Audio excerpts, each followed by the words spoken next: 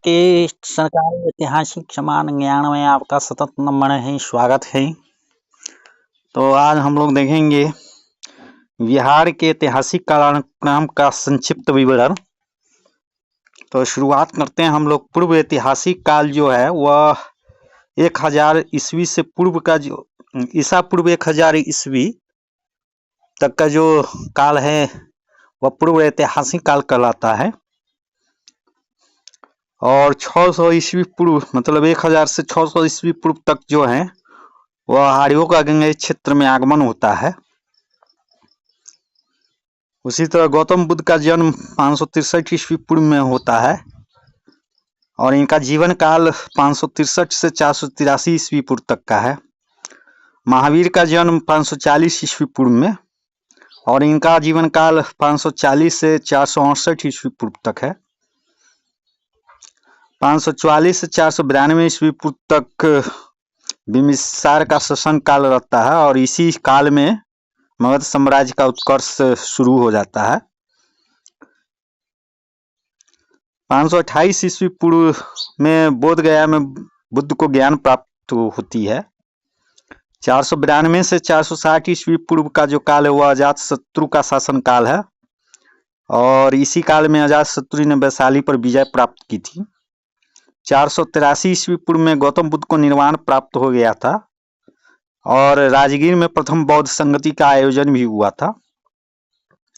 460 से 444 ईस्वी पूर्व में उदायन का शासनकाल, उदयभद्र भी कहते हैं इसे, उदायन का शासनकाल है।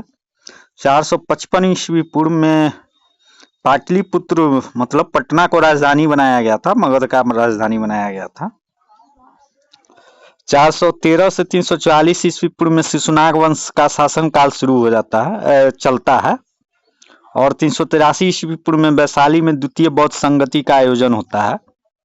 344 से 381 ईस्वी पूर्व में नंद वंश का शासन होता है और 320 से 185 ईस्वी पूर्व तक मौर्य वंश का शासन काल चलता है। 320 से 298 ईस्वी पूर्व तक चंद्रगुप्त मौर्य का शासन काल रहता है। 315 ईस्वी पूर्व में मेगास्थनीज का पाटलिपुत्र में आगमन होता है। 298 से 272 ईस्वी पूर्व तक बिंदुसार का शासन काल चलता है और 272 से 232 ईस्वी पूर्व तक अशोक महान का शासन काल होता है। 261 ईस्वी पूर्व में जो है वह कलिंग का युद्ध हुआ था अशोक और कलिंग राज्य के बीच में। 185 ईस्वी पूर्व में पुष्यमित्र शुंग जो है वह वृद्ध की हत्या कर देता है और मौर्य वंश का इसी के साथ अंत हो जाता है। और इसी ईस्वी पूर्व में मतलब 185 ईस्वी पूर्व में ही डेमेट्रियस जो है पाटलिपुत्र पर आक्रमण कर देता है।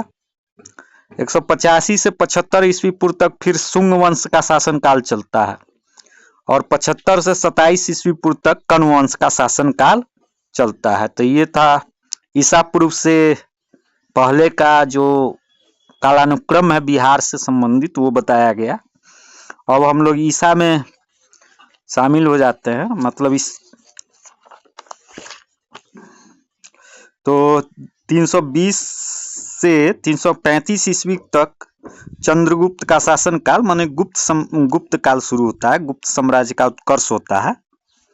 320 ईस्वी में गुप्त साम्राज्य का प्रारंभ भी हो जाता है।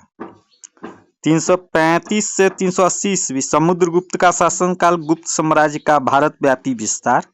380 से 412 ईस्वी चंद्रगुप्त द्वितीय का शासन काल, जिसे विक्रमादित्य भी कहते हैं, और गुप्तकालीन संस्कृति में प्रगति होता है इस काल में ज्यादा।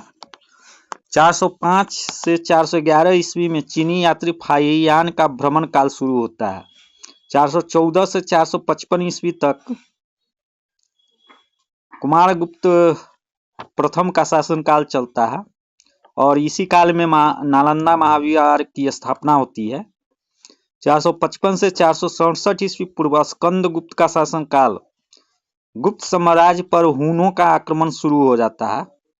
455 से 467 ईस्वी में, पूर्व नहीं ईस्वी में 467 से 494 ईस्वी बुद्धगुप्त का शासनकाल शुरू होता है और गुप्त साम्राज्य का पतन प्रारंभ हो जाता है।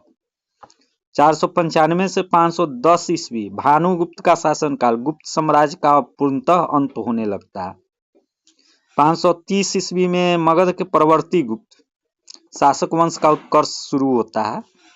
635 ईस्वी में युआन च्वांग वेनसांग भी इसको बोलते हैं, वेनसांग की बिहार यात्रा शुरू होती है। 673 ईस्वी में इत्सिंग की भी बिहार में यात्रा होती है।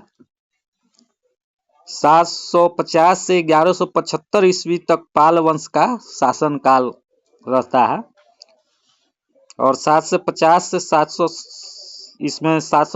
770 ईस्वी तक गोपाल का शासनकाल रहता है और इसी समय उदंतपुरी बिहार की स्थापना होती है। 470 से 810 ईस्वी तक धर्मपाल का शासनकाल रहता है और इसमें विक्रमशिला बिहार की स्थापना होती है। 810 से 855 ईस्वी में देवपाल का शासनकाल रहता है। पाल कालीन संस्कृति प्रगति पर पहुंच जाती है इस समय। 858 से 912 ईस्वी में नारायण पाल का शासनकाल रहता है। 912 से 936 ईस्वी तक राजपाल का शासनकाल रहता है और 10 से 95 से 1197 ईस्वी तक सेन वंश का बिहार में शासन रहता है।